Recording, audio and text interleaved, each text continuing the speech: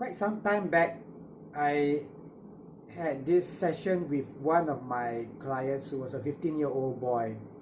So he came in the counseling room and he sat on the chair. So he came for general counseling and anger management therapy. So he came and he sat on the chair and he was like, his whole demeanor was like this. His posture, he held on to his back very tightly. He looked down. His whole body was clenched up, closed up, like a turtle. So he's looking downward.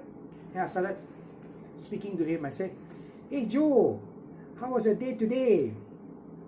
Any interesting football match today?" And he just looked down and he just looked here and there. He just mumbled to himself, "No, no." You could barely hear what he was saying. So I asked him again. I said, "Hey, what did you do yesterday in school? Any good subjects? Interesting things that happened?" Again, not much response.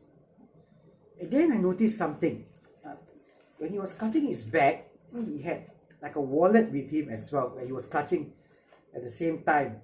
And I was looking at the wallet, and I noticed a photo of Muhammad Ali. So I, being a boxing fan and a former boxer, I decided, hey, this is a chance to build a rapport with him. So I immediately told him, I said, hey, you know what? There's a big match coming this weekend, undisputed heavyweight championship. I feel that Alexander Usyk is gonna win and gonna beat Tyson Fury, most likely by split or majority decision. Guess what happened?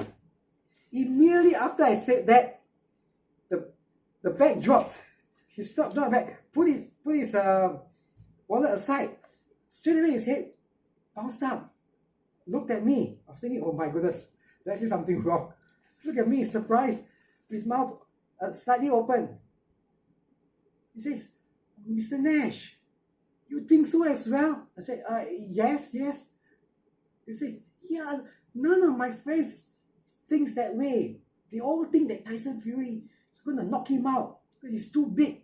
And Usyk can't take body punches." And he went on and on for the next 5 minutes or so. And I was thinking, oh man, that's good.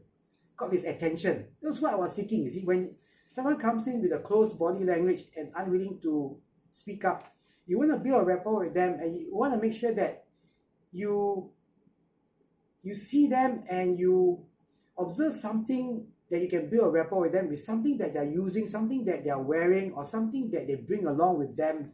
It's always good to learn background information, but sometimes the background information about the case itself might not help you. You might know about maybe their family history. You might know about their behavior in school. However, their likes and dislikes might not be there on record. So it's always good to be very observant. Keep your eyes and ears open.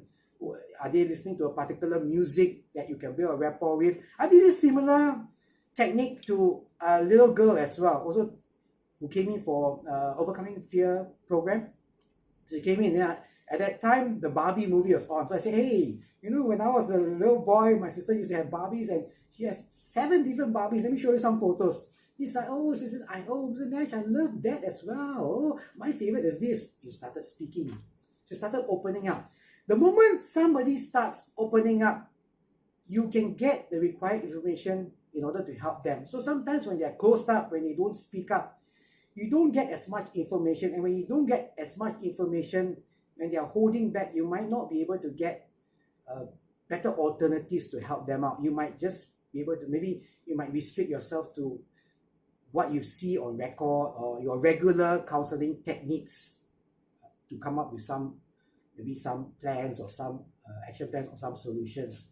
So immediately, after that, what happened during the consultation with that 15-year-old boy? After that 10 minutes of speaking, I thought, yeah, okay. Then we carry on chatting about boxing for the next, for the next half an hour. So it's supposed to be like a 1.5 hour therapy session, but half an hour was taken up talking about boxing. Say, yeah. In fact, I was so engrossed in the conversation, I lost track of time as well. So it's like speaking to a friend. So that's a good sign, because when you're speaking to a friend, they will divulge a little bit more information than speaking, like if they see you as a counselor or as a teacher, you feel like, it's somebody that is a bit like, has like a boundary. I feel like I might not say, I should not say these things to him or her. Maybe they might use it to harm me, or they might use it in a dishonest way. They might have some preconceived ideas of a therapist, a counselor, a teacher. So it's good to always open up and try to be like your friend or somebody that they can trust, so that they can give you all the information that you need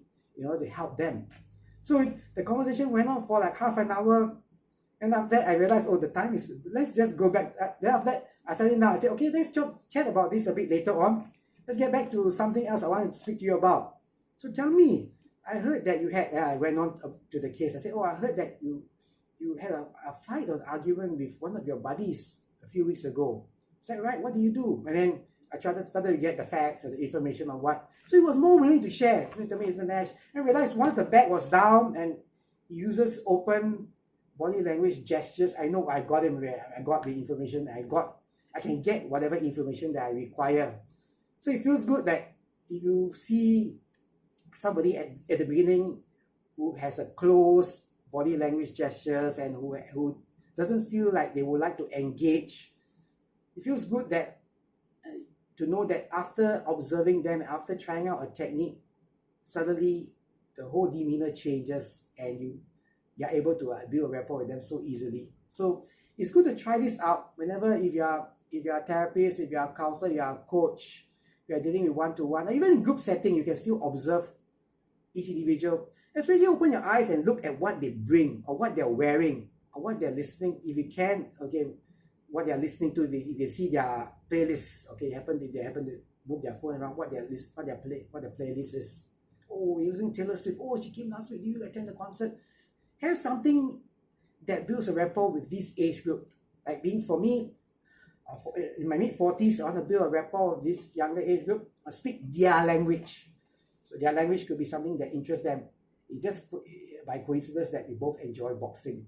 So find something that your client finds happy to speak about. Speak about that first before going into the facts and coming up with alternatives, solutions, and ideas and suggestions. So try this technique out. Thank you very much for listening. Have a great day. Bye.